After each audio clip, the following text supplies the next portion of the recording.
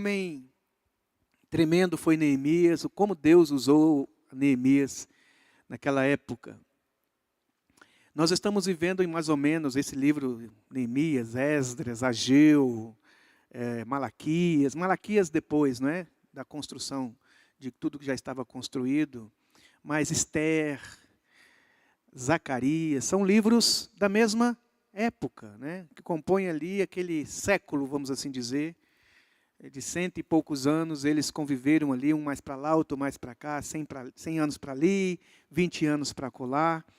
Mas é mais ou menos nessa época de 500, mais ou menos, né? Antes de Cristo. 400, lá vai pedrada, antes de Cristo. Foi uma época de reconstrução. E, embora o livro seja, o nome do livro é Neemias, o nome do livro é Neemias, eu penso que não foi Neemias que colocou o nome dele de Neemias, né? O nome do meu livro chama Neemias. Eu sempre vejo que a organização do texto, né, de colocar versículos, capítulos, colocar temas nos capítulos, é uma ingerência humana. Não tem problema também colocar esses temas, subtemas nos capítulos e assim por diante. Mas, de certa forma, já fica meio que definido como tem que ser a sua leitura. Quando você vai ler a Bíblia, já tem lá o tema do capítulo, a sua mente já quase que é capturada a enxergar aquele capítulo dentro daquele prisma que a editora, né, as pessoas que fizeram a transliteração para o português, que eles traduziram, é a palavra que eu queria achar, os tradutores, eles acharam que deveria ser assim, e são estudiosos, são habilidosos, são pessoas peritas, não é? Então eles colocaram. Mas o nome, se eu fosse, por exemplo, nesse coração que eu estou hoje, se eu fosse uma pessoa dessa qualidade, eu diria que o nome do livro seria O Deus de Neemias. Ultimamente, eu tenho procurado ler a Bíblia, somente os fatos históricos, o Velho Testamento, na perspectiva de não observar tanto assim os servos de Deus. Se eu for ler a história de Abraão, eu estou muito interessado em ver o Deus de Abraão, o Deus de Isaac, o Deus de Jacó, o Deus de Jonas, o Deus de Davi, observando como Deus está trabalhando nesses servos, mais do que prestar muita atenção nos servos. E quando eu prestar muita atenção nos servos, como uma resposta de uma ação que esses servos estão dando a um trabalhar de Deus na vida dele. É nessa perspectiva que eu quero compartilhar para vocês hoje. O tema da minha ministração vai ser no capítulo 2. O tema da minha palavra é o Deus de Neemias. E o meu objetivo nesta manhã é que nós queremos fazer um exercício. Olharemos para ver o Deus de Neemias agindo na história do seu povo, a fim de produzir em nós mais afeição em nós por Deus e por sua glória. Produzir em nosso coração este sentimento de admiração por Deus e adorá-lo por isso. Antes de começar os tópicos aqui, é impressionante que Deus está no Velho Testamento, nesta época, interessado em restaurar o seu altar, a sua casa e a cidade. São duas pessoas que estão sendo usadas, mais gente, mais aqui em termos de livros, né? O livro de Esdras e o livro de Neemias. Esdras se concentra na construção da casa e Neemias se concentra na construção da cidade e principalmente dos muros de Jerusalém. Um se volta para o altar, Esdras, por ser sacerdote, provavelmente, né? Por ser um sacerdote, ele está construindo o altar. Não nessa observação, ela é interessante, porque antes de construir do lado de fora, Deus está atento à construção do lado de dentro. Deus, não há o que fazer na história das nossas vidas sem antes que a gente se dedique à construção do lugar da habitação de Deus, do altar onde Deus se manifesta, da casa de Deus. No Novo Testamento, a igreja de Deus. Mas nós vemos então esses dois livros muito parecidos, como que irmãos gêmeos. Nessa construção interior e também nessa construção exterior. A minha perspectiva hoje é observar como Deus, nesse capítulo 2, Ele está agindo de maneira muito deliberada. Quase que assim, você pode tocar em Deus nessa construção, nessa reconstrução. E a primeira coisa que eu observo, eu quero ler o capítulo primeiro, para antes da gente colocar os pontos, Neemias capítulo 2, no versículo 1, no mês de Nisan, no ano 20º do rei Artaxerxes, uma vez posto o vinho diante dele, eu tomei para oferecer e lhe o dei. Ora, eu nunca antes estivera triste diante dele. O rei me disse, por que está triste o teu rosto e não estás doente? Tem de ser tristeza do coração. Então temi sobremaneira e lhe respondi, viva o rei para sempre. Como não me estaria triste o rosto se a cidade onde estão os sepulcros de meus pais estão assolada e tem as portas consumidas pelo fogo? Disse-me o rei, que me pedes agora? Então orei ao Deus dos céus e disse ao rei, se é do agrado do rei, e se o teu servo acha mercê em tua presença, peço-te que me envies ajudar a cidade dos sepulcros. Cadê aqui, meu Deus? É na minha Bíblia, dos sepulcros de meus pais. É verdade, mas deixa eu ver aqui. Está aqui em cima aqui. Para que eu reedifique. Então o rei, estando a rainha sentado junto dele, me disse, quando durará a tua ausência e quando voltarás? Aprove ao rei enviar-me e marquei o certo prazo. E ainda disse ao rei, se ao rei parece bem, dei-me cartas para os governadores da além do Eufrates, para que me permita passar a entrar em Judá, como também carta para Asaf, guarda das matas do rei, para que me dê madeiras para as vigas da porta da cidade do templo, para os muros da cidade e para a casa em que deverei alojar-me. E o rei me deu, porque a boa mão de Deus estava comigo. Então fui aos governadores da além Eufrates e lhe entreguei as cartas do rei. Ora, o rei tinha enviado comigo oficiais do exército e cavaleiros. Disto ficaram sabendo Sambalate, o Eronita, e Tobias, o servo amonita, e muito lhes desagradou que alguém viesse a procurar o bem dos filhos de Israel. Cheguei a Jerusalém, onde estive 3 dias. Então, à noite me levantei, há uns poucos homens comigo, não declarei a ninguém o que o meu Deus me pusera no coração para eu fazer em Jerusalém. Não havia comigo animal algum, senão o que eu montava. De noite saí pela porta do vale, para o lado da fonte do dragão, e para a porta do montouro, e contemplei os muros de Jerusalém, que estavam assolados, cujas portas tinham sido consumidas pelo fogo.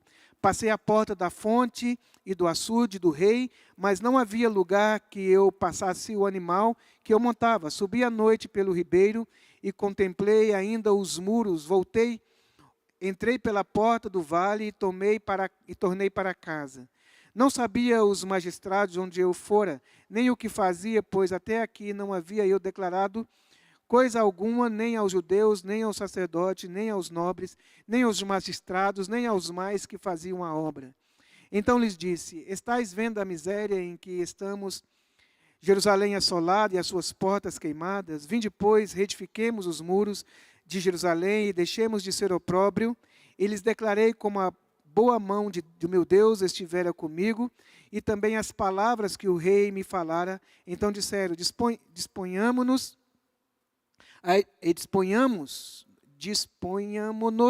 e edifiquemos. E fortaleceram as mãos para a obra. Porém, Sambalate, o Oronita, e Tobias, o servo amonita, e Gesem, o arábio, quando souberam, zombaram de nós e nos desprezaram e disseram, que é isso que fazeis? queres rebelar-vos contra o rei? Então lhes respondi: o Deus dos céus é quem nos dará bom êxito. Nós, seus servos, nos disporemos e edificaremos. Vós, todavia, não tens parte nem direito, nem memorial em Jerusalém. Pai, nos dê a sua palavra nessa manhã. Eu te peço, no nome de Jesus, meu Deus. Amém.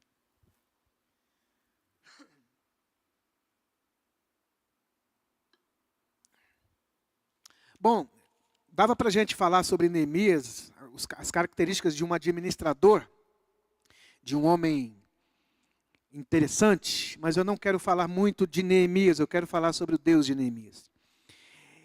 Ao ler esse livro, ao ler boa parte desse livro, principalmente no início aqui, alguma coisa me chamou a atenção. Primeiro que emprego difícil esse de ser copeiro, né? Que emprego? Eu não daria esse emprego, não daria, se meu filho perguntasse, olha, está surgindo uma vaga de ser copeiro do rei, lá na Síria, o que o senhor acha? Eu falei, meu filho, pelo amor de Deus, não aceite. Porque o copeiro tinha, uma das finalidades do copeiro é comer e beber. E comer e beber antes do rei, e caso estivesse envenenado, naquela época, isso poderia ser bem provável, não é um bom emprego assim para se arrumar, não é sugestivo, né? Eu não sei muito se o rei não gostava, né, porque ele colocou alguém que não é do seu povo para ser copeiro. Então, que morra sua mãe e fique triste a sua mãe, não a minha. Talvez esse pudesse ser a cabeça do rei, pensando, né? Vou colocar alguém escravo aqui para ser o meu copeiro. É de confiança mais ou menos, né? Não é assim, ô Neemias, você bebeu? E ele, bebi, pode beber. Não, é beber na frente dele, né? Comer na frente dele, da comida dele, experimentar ali para ver se não tem veneno. Não sei muito bem se no início dessa relação era uma relação amigável. Talvez ficou durante muitos anos que Neemias estava servindo ali. E o que me chama a atenção é que quantos anos provavelmente tinha Neemias? Eu não tive a curiosidade de investigar isso, mas quantos anos será tinha Neemias nessa época? Quanto tempo havia que Neemias estava ali naquele palácio, em que já o seu povo estivera padecendo as angústias e os sofrimentos que eles estavam passando já durante pelo menos 70 anos, porque era o tempo em que o povo deveria voltar para a sua terra. Eu não sei quanto tempo aqui, 120 anos depois, não é? Então, veja só, Daniel já tinha falado, já tinha escrito o livro então dele, provavelmente. 120 anos se passaram, desde que saíram da Babilônia. Os 70 anos que Deus tinha falado já tinha passado. 50 anos depois. Vamos imaginar que Neemias seja um homem já maduro, mais de 40 talvez, mais de 50 anos talvez. Agora ele não sabia o que estava acontecendo com o seu povo. Durante esse período, até Anani chegar para ele e falar, ele não sabia. Ele não sabia que os seus irmãos estavam em aflição. Ele não sabia que os seus pais, a terra dos seus pais estava assolada, destruída. E que a sua terra era cativa desse rei do qual ele era escravo. Ele não sabia. O coração dele não se compungiu antes. O coração dele não doeu antes. Ele não intercedeu antes. Por quê? Por que ele não se dispôs antes de chorar, de prantear, de jejuar, de orar, de tentar fazer alguma coisa com o seu povo? Por que justamente agora? Então é nesse aspecto que eu me peguei em observar o livro na ótica de olhar para Deus e não para as pessoas que compõem a história de Deus com um povo. E a primeira característica que eu queria colocar para vocês aqui em observar isso é: Deus é quem desperta os corações de seus servos para o cumprimento de seu propósito. Vamos ler juntos? Deus é quem desperta os corações de seus servos para o cumprimento de seu propósito. Agora todos mesmo, de verdade. Nos 3 e?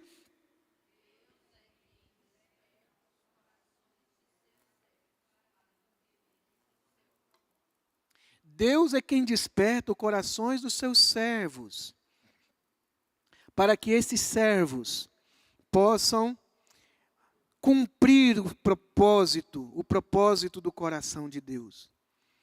É Deus que está agindo em Neemias e Anani, né, que chama o irmão dele, aqui, Anani, né? Que chegou e falou para ele, Será que Deus começou a tocar nos corações e começou a tocar no coração daquele rapaz que chega para Neemias e fala? Será que essa fala de Anani, que fala para Neemias, foi uma fala diferente que despertou o coração? Foi uma conversa? Não foi? Ou será que foi apenas um bate-papo ali no corredor? Será que não foi assim uma ministração? Uma conversa que tocasse o coração de Neemias? Deus então desperta os seus servos. E observando, por exemplo, os Salmos 80, queria que colocasse aí, o Salmo 80, olha só, talvez provavelmente essa época, esta oração, parece que é de Asaf esse salmo, não tenho bem certeza, mas parece que descreve bem essa época. Dá ouvidos ao pastor de Israel, tu que conduzes a José como um rebanho, tu que estás entronizado acima dos querubins, mostra o teu esplendor perante Efraim, Benjamim e Manassés, desperta o teu poder e vem nos salvar. Restaura-nos, ó Deus, faze-nos resplandecer o teu rosto e seremos salvos. Ó Senhor, Deus dos exércitos, até quando estarás indignado contra a oração do teu povo? Dá-lhes a comer pão de lágrimas e a beber copioso pranto. Constitui-nos em contendas para nossos vizinhos, e os nossos inimigos zombam de nós a valer. Restaura-nos, ó Deus dos exércitos, faz resplandecer o teu rosto e seremos salvos. Trouxeste a uma videira do Egito, expulsaste as nações e a plantaste.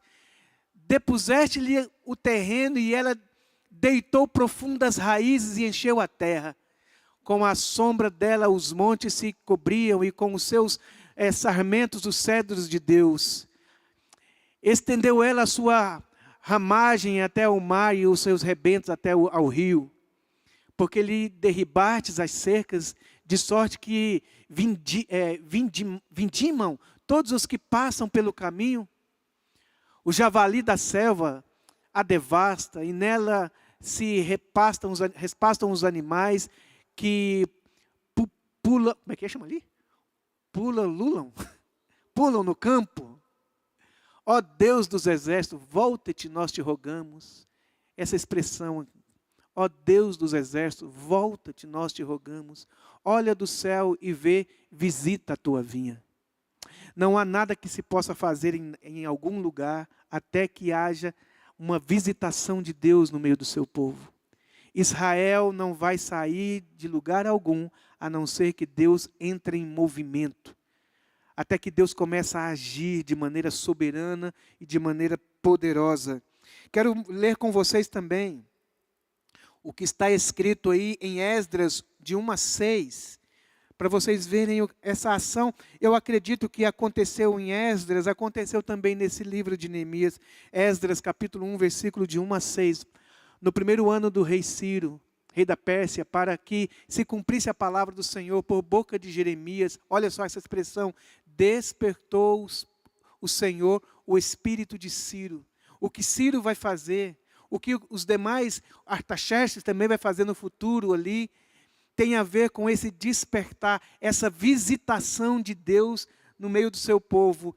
Despertou o espírito de Ciro, rei da Pérsia, o qual fez passar pregão por todo o seu reino, como também por escrito, dizendo: assim diz Ciro, rei da Pérsia, o Senhor Deus dos exércitos, me deu todos os reinos da terra e me encarregou, o coração dele encarregado, encargo, peso, de lhe edificar uma casa em Jerusalém de Judá. Quem dentre vós é de todo o seu povo, seja seu Deus com ele, suba a Jerusalém de Judá e edifique a casa do Senhor, Deus de Israel. E ele é o Deus que habita em Jerusalém. Fica aí, por favor, volta aí. Veja só, ele diz assim, quem é que quer ir? Quem é que quer edificar a casa? Uma pessoa que não é judeu. Quem é que quer voltar para Jerusalém e construir? Mas olha o versículo 4, o que acontece nos versículos próximos? Todo aquele que restar em alguns lugares em que habita, os homens desse lugar, o ajudarão com prata, ouro, bens e gado, afora as dádivas voluntárias para a casa de Deus, a qual está em Jerusalém. Então se levantaram os cabeças de famílias, de Benjamim, de Judá, e os sacerdotes, os levitas, com todos aqueles cujo espírito Deus despertou para subirem a edificar a casa do Senhor em Jerusalém. Versículo 7, pula para o versículo 7. Acho que é o 7 mesmo.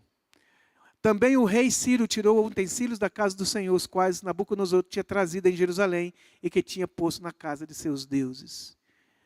O que está acontecendo ali é que não há nada que se possa fazer na vida de alguém, seja de Abraão, seja de qualquer servo de Deus.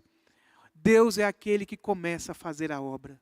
Deus é aquele que intenciona fazer o que quer fazer. A cidade e a casa de Deus serão levantadas, não por causa da capacidade de Neemias, não por causa do coração em fervura de Neemias, não porque Neemias ou qualquer servo ou Esdras, qualquer pessoa, seja assim tão dedicadas a Deus. Eles são, mas são em resposta a um agir de Deus na vida deles. É Deus que está despertando o coração do rei, é Deus que está despertando o coração de Neemias, não são as palavras adequadas de Neemias que convencem o rei, é que as palavras adequadas de Neemias, a ação de Neemias, é fruto de um agir de Deus na história do seu povo. Deus é quem desperta os corações de seus servos, para que esses servos possam realizar o propósito de Deus. Dentro desse ponto, quero considerar que Deus usa Neemias. Vamos dizer essa palavra Neemias? 1, 2, 3 e... Neemias. E você viu como que é Neemias? É impressionante Neemias. Olha, essa obra não daria certo se Deus me chamasse para construí-la. Porque eu vejo aqui características de Neemias que eu passo muito longe, eu não tenho essas características. Sabe o que me vem à mente? É que Deus, Ele chama os seus servos e usa os seus servos nas características dos seus servos. Vou dizer mais uma vez, Deus chama os seus servos e usa os seus servos nas características dos seus servos. Não é assim que Deus diz o seguinte: olha, você não tem essas características para fazer o que eu quero, mas vem aqui. Não, Deus vai usar você nas suas características, no seu jeitão de falar, no seu jeitão de pensar, no seu jeitão de agir, de aconselhar, né? Eu e minha esposa, muitas vezes, na nossa vida ministerial, a gente aconselhou muitas vezes. E muitas vezes, quando a gente voltava para casa, a minha esposa falava assim: mas você não deixou eu falar. Você não deixou eu falar, você falou sozinho. Toda vez que eu ia falar, você me cortava. Porque dentro de mim, parece que o meu jeito de falar é o jeito certo. E aí eu penso assim, mas a Fabiana tem essa característica, se ela falar não vai dar certo. O meu jeito de falar é o jeito certo. E não é verdade. O jeito certo não tem a característica certa. A característica certa, porque cada um tem o seu jeitão de ser. Então Neemias não é um protótipo de como devemos ser. Ele tem características que nós devemos imitar. Mas Deus usa cada um do seu jeito. Deus edifica famílias, cada um, família, o jeito de eu cuidar dos meus filhos talvez seja muito diferente de educar do Júlio. Porque eu sou diferente do Júlio. Eu observo talvez algumas coisas que talvez o Júlio não observe, e o Júlio observa outras coisas que talvez eu não observo. Qual que é o jeito certo? O jeito certo é aquele que você consegue. Não que não precisamos de reparos e não precisamos de mudanças, mas Deus usa cada um nas suas características. E Deus usou Esdras nas características de Esdras, e Deus usa Neemias nas características de Neemias. Segundo, Deus toca o coração de um homem, para que esse homem toque o coração de outras pessoas, de outros homens. Olha o que está escrito aí em Neemias 2, versículo 16. Neemias 2,16, por favor. Olha o que está escrito lá. Não sabiam os magistrados aonde eu fora, nem o que fazia, pois até aqui não havia eu declarado coisa alguma, nem aos judeus, nem aos sacerdotes, nem aos nobres, nem aos magistrados, aos mais que faziam a obra. Próximo. Acho que é o 15. É o 15 que eu queria ler, perdão. Versículo 15. Subi à noite pelo ribeiro e contemplei ainda os muros. Onde que fala assim, ainda não tinha falado para eles o que o meu Deus tinha colocado no meu coração. Será que eu passei do 16 e não vi essa expressão? É o 12? Então veja o 12 aí, põe o 12. Eu coloquei errado aqui na minha anotação. Então à noite me levantei e uns poucos homens comigo, não declarei a ninguém o quê? O que o meu Deus me pusera no coração. O que Neemias vai fazer? Neemias teve uma boa ideia, ele vai organizar uma estratégia, ele vai fazer alguma coisa, e aquilo que ele vai fazer tem a ver com aquilo que Deus colocou no coração dele. Neemias está empolgado, vamos assim dizer, impactado com coisas que estão dentro dele, ideias que estão dentro dele. O que ele vai fazer aqui, ali, além? Ele está totalmente tomado por alguma coisa que está no coração dele. Sabe, o servo de Deus, ele não consegue tocar outras pessoas, tocar no coração de outras pessoas, até que aquilo esteja no seu coração. Foi isso que Deus falou para o povo lá em Deuteronômio, capítulo 6. As palavras que hoje te ordeno, estarás no teu coração e tu as inculcarás no coração dos teus filhos. Primeiro tem que estar no teu coração. Você não consegue ir adiante com nada se aquilo não estiver no teu coração. Não adianta alguém empurrar você, forçar você a fazer uma coisa que não está no teu coração. Então, Deus vai fazer algo através de muita gente. O que Deus vai fazer não é através só de Neemias. Deus vai fazer através das pessoas. Mas aquelas pessoas só irão ajudar Neemias se o coração delas for tocado também. E o avivamento espiritual começa com uma pessoa. É assim a conversão, um converte, daqui a pouco muita gente daquela família está convertendo. Mas a obra de Deus começa quando um coração começa a ser tocado por Deus. O coração de Neemias foi tocado por Deus. Ele tocou o coração do rei Artaxerxes. Ele conversou com Artaxerxes e o coração de Neemias passou para o coração do rei. E o coração de Neemias passou para os governadores e pelas autoridades. Por cada pessoa com quem ele ia falando de tal maneira que era convincente, dava para ver nos olhos de Neemias que ele estava sendo tomado. É disso que muitas vezes nós aqui, os pregadores, os irmãos que utilizam a palavra, para a gente não usar mecanicamente a obra de Deus. Quando é que é mecânico? É quando a gente já decorou, mas aquilo que a gente decorou já não está mais no coração. É só uma coisa decorada. Quando nós levantamos as mãos, sabe, porque é hora de levantar as mãos, mas quando nós estamos como que contrito, nosso coração está conquistado. A obra de Deus, ela deve ser feita por todas as pessoas, por cada um de nós, mas Deus começa com um. Deus começou com Gideão. Só tinha Gideão. Ninguém mais, mas Deus foi lá, conversou com Gideão. E Gideão começou a passar aquilo para todo mundo. Lembra da mulher samaritana? Deus conversou com a mulher samaritana.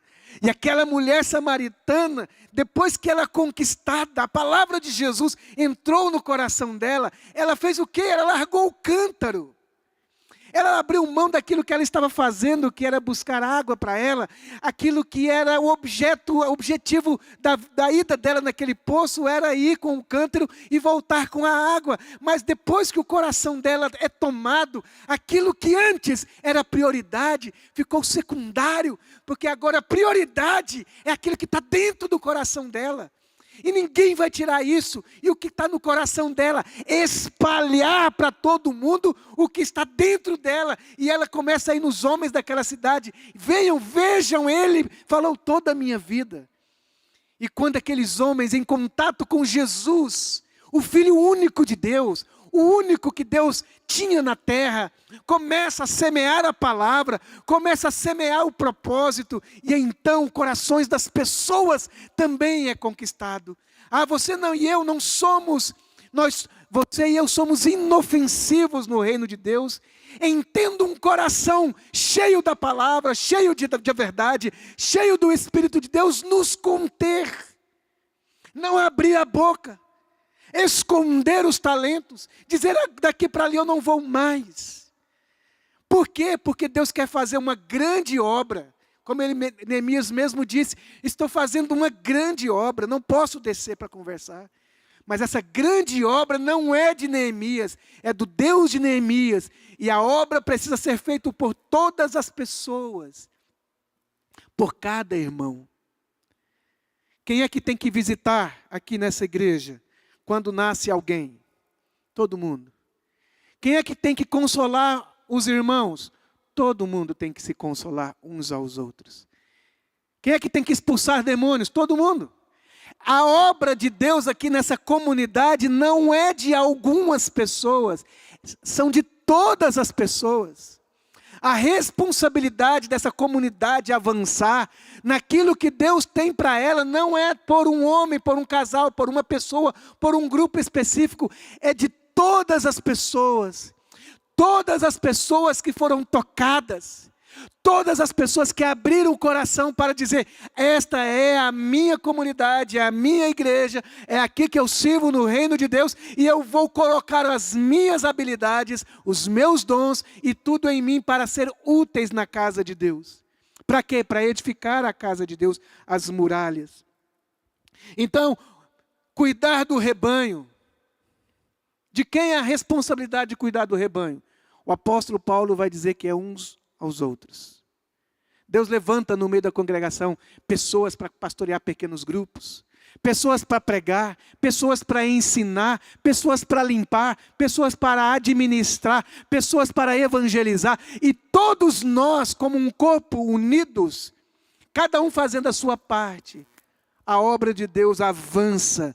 A obra de Deus não é de Neemias. Neemias não vai reconstruir Jerusalém sozinho. Neemias precisa de se dar aos irmãos e os irmãos uns aos outros no trabalho de Deus. 1 Coríntios capítulo 3, 6, por favor. 1 Coríntios 3, 6. Eu plantei, Apolo regou. Eu não plantei e reguei. Ele diz, eu plantei, eu não reguei. O Apolo disse, eu reguei, mas não plantei. Cada um faz alguma coisa, mas não é todo mundo que faz tudo. Neemias não vai fazer tudo o que precisa ser feito. Neemias vai fazer a parte de Neemias. Esdras vai fazer a parte de Esdras. Ajudar, quando eu chamo aqui, Júlio, me ajude a tirar esse móvel aqui. Vem aqui, Júlio, me ajudar. Ajudar não é assim, ó irmãos. De cá, Júlio. Ajudar não é ajudar eu fazer a minha parte. Pega aqui, Júlio. Não vai. Ajudar é eu fazer a minha parte e o Júlio fazer a parte dele. Isso é ajudar. A gente pensa que ajudar é fazer no lugar do outro. Ajudar não é o Júlio fazer por mim. Ajudar é o Júlio fazer comigo. Eu a minha parte e ele a parte dele. Senão não é ajudar. Não é aqui todo mundo pastorear aqui. Vamos visitar? Vamos. O pastor Robson, o pastor Renato, o pastor Júlio vai aqui. Não. Eu aqui, você, cada um faz a sua parte. Isso é ajudar. Ajudar não é ajudar o outro a fazer o que o outro está fazendo. É fazer a parte que o outro não consegue fazer, que não tem a ver com o outro, que não tem a capacidade do outro, que não tem a habilidade do outro. Isso é ajudar. Efésios capítulo 4 diz que Deus estabeleceu na igreja uns para isso, outros para aquilo outro. E assim a obra é feita. E as coisas acontecem. Terceiro e penúltimo, para a gente ir para o término aqui da palavra, são 4 pontos.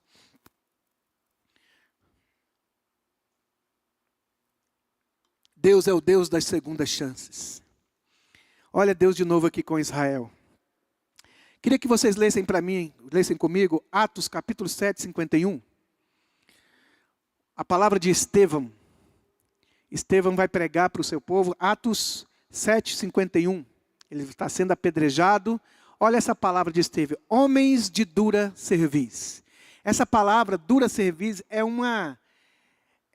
como que uma palavra impregnada na história do povo de Israel. Pessoas duras, pessoas que não se dobram. Olha o que o Estevão fala. Homens de dura cerviz e incircuncisos de coração e de ouvidos. Olha só essa palavra, irmãos. Vós sempre resistis ao Espírito Santo. E se você for ler essa palavra de Estevão, Estevão vai mostrar para Israel, desde o começo, como que sempre eles resistem. Eles resistiram a Moisés, eles resistiram a Josué, eles vão resistindo aos líderes, e eles vão mostrando até chegar em Jesus, e eles também resistem a Jesus. A nação de Israel é uma nação que cai o tempo inteiro. É um povo de Deus que o tempo inteiro Deus tem que ir lá de novo, e de novo, e de novo. Sabe, quando a gente vê, Deus não está construindo uma cidade, Deus está reconstruindo uma cidade. Quantas vezes Deus teve que reconstruir o seu povo? Quantas vezes Deus teve que lá levantar de novo o seu povo? E então Deus é o Deus das segundas chances. Muitos escombros, portas quebradas. O lixo é tanto que o povo se cansa. No decorrer do texto vocês vão ver. E aí, nós lemos Jeremias, eu não vou ler hoje, Jeremias 7, 24, mas depois vocês quiserem ler em casa, a mesma palavra, Deus falando desde sempre, eu falo com vocês, mando profetas para vocês e nada. Então, Deus sempre vem lidar sem se cansar de ajudar o povo. Agora olha aqui para mim. Na reconstrução da vida das pessoas, da vida da igreja, tem muita gente que parece que não adianta ajudar ela mais. Mexer com a obra de Deus é mexer com lixo. Não é aqui? Nessa reconstrução não é mexer com escombros, é mexer com tábuas que antigamente eram perfeitas, mas agora elas foram quebradas. Com trancas que antigamente funcionavam, mas agora elas estão queimadas. Com cadeiras que antigamente estavam perfeitas, mas agora precisam ser reconstruídas. Irmãos, assim é educação de filho, assim é relacionamento conjugal e principalmente assim é cuidar de gente na igreja. É gente quebradas, é gente que está com a vida arrebentada, áreas da sua vida que sempre volta ali e tem entulhos. Você vai lá e tira entulho, vai lá e tira entulho. Passa um pouquinho, olha irmão, aquele irmão de novo. De repente, depois de 10, 15 vezes que você foi lá, e de novo alguém chega, olha, estou tentando ali ajudar aquele irmão. Nós temos uma tendência de dizer, olha mano, não adianta aquele ali. Aquele ali, mano, ó. Não adianta resolver com ele. Então, Deus é o Deus das segundas. Eu não coloquei Deus é o Deus da segunda chance. Das segundas chances. As misericórdias do Senhor se renovam a cada manhã. Deus está agindo e essas pedras quebradas, essa cidade que está destruída é fruto de um juízo de Deus. Agora Deus está usando as próprias pessoas que Deus usou para trazer juízo, para reconstruir, para devolver de volta. Eu acho isso um contrassenso. Como é que um imperador vai reconstruir uma cidade para que aquela cidade, em crescendo, se possa se voltar de novo contra ele? Mas Deus está agindo assim. Há muito lixo. Lidar com a casa de Deus, lidar com a obra de Deus, é lidar com lixo. Vou dizer mais uma vez. A igreja é um lugar onde a gente lida com o lixo das pessoas.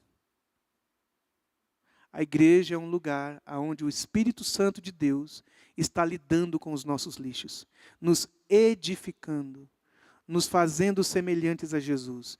Até que isso aconteça, nós precisamos lidar com irmãos que estão fracos, como diz Paulo em Tessalonicenses, aos fracos que a gente fortaleça ele, aos desanimados e aos rebeldes.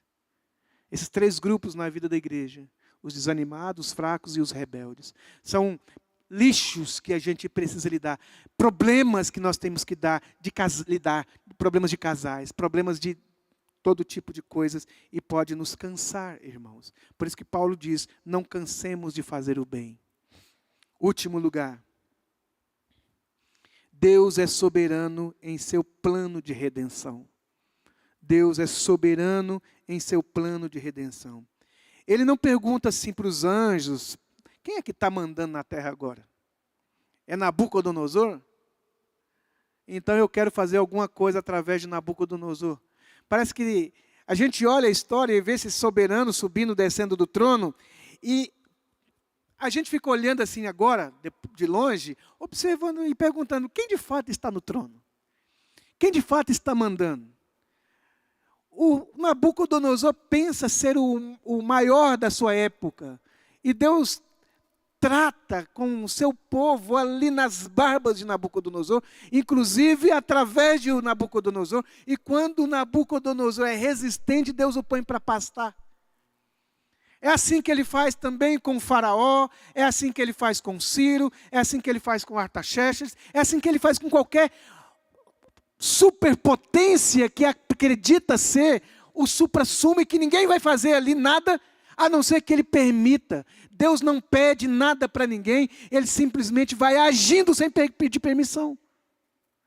E olha só, para vocês verem a ação de Deus nesse capítulo, 2:4.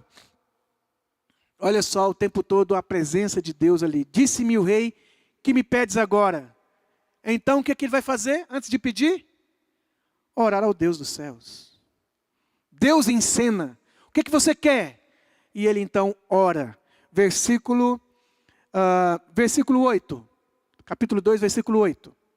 Como também carta para Asaf, guarda das portas do rei, para que me dê madeira para as vigas das portas da cidade, do templo, para os muros da cidade e para a casa em que deveria alojar-me. E o rei mas deu, porque ele me deu as madeiras, ele me deu as cartas, ele me deixou ir, os governadores vão dar madeira, tudo vai acontecer, porque a boa mão do meu Deus era comigo. Não é porque o rei é bom, generoso, não. Ele vai dar. Porque tem um Deus acima dele. Um Deus que inclina os corações. E que não entregou a história da redenção na mão de nenhuma outra pessoa, a não ser nas suas próprias mãos. E tudo aconteceu porque a boa mão do meu Deus está sobre mim. Você é alguém que tem consciência de que a mão de Deus é sobre você? Você vive nesse mundo como sabendo assim, epa, calma lá. A mão de Deus está sobre mim. O Espírito de Deus está sobre mim. Eu sou servo de Deus. E nem estou dizendo que alguma coisa vai dar certa aos meus olhos porque eu sou servo de Deus e porque a mão de Deus está sobre mim. Eu vivo na expectativa de confiança diante das batalhas da minha vida, na consciência que a mão de Deus não é contra mim, é a meu favor. Deus está comigo. Seria muito bom se cada empresário, se cada mãe, se cada pai, se cada empreendedor, se cada pessoa vivesse as suas vidas na consciência de que tem uma mão abençoando a vida dele. De que quando as coisas não acontecem como gostaria ou deveria acontecer, ele vai dobrar os joelhos e alguma coisa vai acontecer que não iria acontecer, porque a mão de Deus está sobre ele. Mão de Deus está sobre ele. Versículo 12. Então à noite me levantei e uns poucos homens comigo, não declarei a ninguém o que o meu Deus, me pusera no coração para eu fazer. Neemias não vai fazer alguma coisa porque quer. Neemias só vai fazer o que Deus disse para colocar e colocou no coração dele. Foi o que Deus falou para Moisés no monte: faça lá embaixo os tabernáculos de acordo com o modelo que te foi mostrado no monte. Jesus diz: eu não faço nada a não ser aquilo que eu vi meu pai fazer. Eu nada faço por mim mesmo, tudo que eu faço em obediência. Os servos de Deus precisam viver às sombras da soberania do seu Deus. Os servos de Deus devem pensar na consciência de que há um soberano no universo e que faz tudo o que lhe apraz. E que nós não estamos à deriva, a história não está à deriva nas mãos dos homens e das instituições. Versículo 18. E lhes declarei como a boa mão do meu Deus estivera comigo e também as palavras que o rei me falara. Então essa expressão, a boa mão de Deus está comigo e fortalecer as mãos para a obra. A boa mão de Deus está comigo. Versículo 20, para concluir essa passagem. Então lhes respondi, depois da afronta de Sambalate, Tobias, Gesem, esses inimigos, né, que talvez nesses estudos a gente vai se deparar com eles aí, esses inimigos da obra de Deus, essas pessoas externas, os demônios, os principados, as potestades, e muitas vezes internamente, mas olha só o que o Neemias respondeu. Então lhe respondi, o Deus dos céus é quem me dará bom êxito. É o Deus do céu. A obra dessa igreja tem a ver com o Deus dos céus. Irmãos, talvez nós precisamos orar por uma visitação de Deus. Para aquilo que está no coração de Deus entre nos nossos corações. Para que entrando em nossos corações, nossas mãos e pernas vão agir. Nosso cérebro, nossos pensamentos vão agir. E nós vamos fazer alguma coisa para a casa de Deus. Ageu é uma explicação de por que a obra para. Por que a obra para? Quando Deus dá recursos para nós e nós colocamos esses recursos aos nossos próprios benefícios. Você já parou para pensar por que Deus te deu tanta capacidade de levantar, de fazer dinheiro? Você já parou para pensar por que Deus te deu tanta capacidade para aconselhar? Você já parou para pensar por que Deus te deu tanta capacidade para cuidar de casa? Por que você tem essa capacidade? Será que é para você construir suas casas? Para você reconstruir sua vida? Ou é para você, ele disse assim, Deus me deu madeiras lá, me deu recursos para eu construir a minha casa também. Mas não foi só a minha casa. Foi para reconstruir a casa de Deus. E Ageu diz que a casa de Deus estava por fazer muitas coisas, porque as pessoas pegaram todo o seu tempo para dedicar às suas vidas e deram o que sobrou do seu tempo, da sua vida, para se dedicar à igreja. Agora eu queria que você olhasse para a nossa comunidade agora, para esse lugar de reunião. Quantas pessoas estão faltando, irmãos? Por favor, olhe para dentro do nosso prédio. Quantas pessoas estão faltando? Isso não te incomoda? Eu vi domingo após domingo, numa igreja tão boa quanto é a nossa comunidade.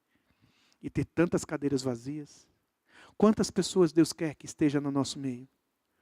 Qual é o coração dele para nós? O que ele quer de nós? O que ele quer que nós façamos? Se nós não estivermos com o coração tocado, nós não vamos agir. Se isso aqui não nos incomodar, nós não vamos agir, nós não vamos chorar, nós não vamos jejuar, nós não vamos prantear. Se a vida dos nossos filhos não nos machuca, os filhos que estão fora do reino de Deus não nos machucam. Como nós vimos aqui pelo Renato no início da reunião, esse mundo tão desorganizado, tão perdido. Será que nós estamos confiando nos partidos políticos para dar jeito no Brasil? Será que Deus nos chamou para dar jeito no Brasil? Ou Deus nos chamou para evangelizar o mundo? Deus não vai fazer nada até que nossos corações, afogueados pelo Espírito Santo, faz a gente começar a falar. Quero dar testemunho para vocês de um menino de 16 anos, mas ele começou, eu acho, com 15. Menino de 16 anos, lá no Goiás. Eu fui conversar com ele, outro dia eu fui buscar ele, o ano passado, no aeroporto. Eu quis evangelizá-lo. Eu comecei a fazer perguntas para ele, ele me respondeu biblicamente. Eu falei, você tem experiência com Jesus? Ele disse, eu me converti. E eu comecei a reparar nesse menino. Comecei a prestar atenção na conduta desses meninos. E quando eu entrava lá no quarto, eu via alguns livros, esse menino lendo livros. E eu, querendo saber se ele estava lendo coisa boa. Olha, bons livros. Livros de pesquisas. Introdução bíblica. Lendo livros sobre a Bíblia. Hermenêutica, teologia sistemática. Eu falei, uau. O cara está indo profundamente. E de repente eu vejo no quarto desse menino mais um menino. Robson, me põe no quarto do André. o nome dele. André Patola. Põe no quarto do André Patola. E de repente o quarto do André Patola. Eu entro no quarto do André Patola, de repente para ver que se está tudo organizado lá. E ele está de joelhos. Eu vou, mexo com outras coisas, eu volto. Ele está de joelhos. Ele está lendo a Bíblia com a luz assim, nas escrituras. Anotando, escrevendo, cadernos, anotando. Hoje eu entro no quarto do André. Eu não sei se eu estou entrando numa sala de seminário. Cheio de livros. Cheio de anotações. Aí veio o Vietro, se converteu. E foram se convertendo. Pedro se converteu. E eles orando. E eles orando. Na quarta-feira eu estive lá e eu escutando um barulho assim à noite. Estive lá para resolver uma questão à noite. O que está acontecendo aqui? Perguntei para o monitor. Ah, está tendo um culto lá. Eu abro assim, lotado de rapazes. Quem está lá? André Patola. Mexido, tocado. Um adolescentezinho de 15 para 16 anos. Agora tem 17. 15 para 16 anos. Atolado de Deus. Cheio do Espírito de Deus. Sem capacidade litúrgica. Sem pastor por ele, orientando ele. Ninguém. Ele insuflado, soprado por Deus. Ministrando a palavra de Deus naqueles meninos. Semana passada, eu fui num lugar de onde guarda coisas, tipo um galpãozinho ali onde guarda coisas. Eu estou vendo lá um menino chamado Vitor, conhecido como Neymar, no meio dos escombros, com a biblinha aberta, com um garotinho menor do que ele. Esse menino converteu também na reunião do André Patola. E agora estava discipulando um outro garotinho de 14 anos, do time dele. E eu perguntei assim depois para um rapaz sub-20, William Jones. E aí, William Jones, e nas namoradas? Parei, Robson, me batizei. Me batizei. Ah, é? Me batizei na célula, me batizei no grupo. Me batizei no pessoal. Na reunião dos varão, que eles chamam. E ninguém que queira realmente um compromisso com Deus quer ficar perto do Patola. Não quero ficar perto do varão. Porque todo mundo que fica perto daquele varão, revoluções acontecem. Porque o coração dele está ministrado. Sabe, o Patola ministrou no meu coração o testemunho daquele menino. Eu disse, eu não quero só dar testemunho cristão de uma conduta.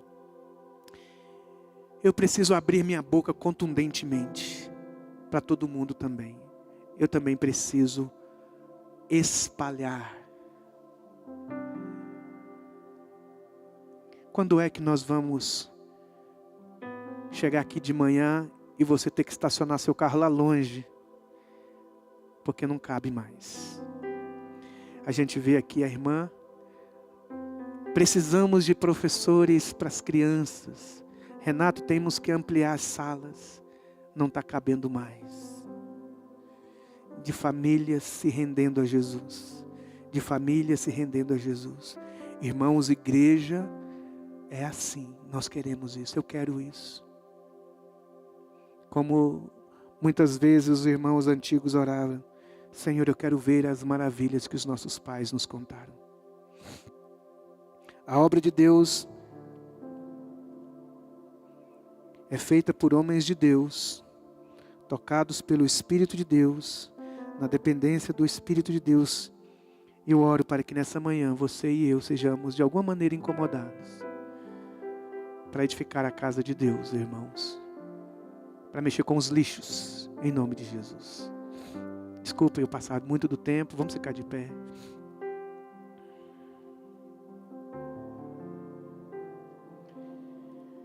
Senhor Jesus, nessa manhã,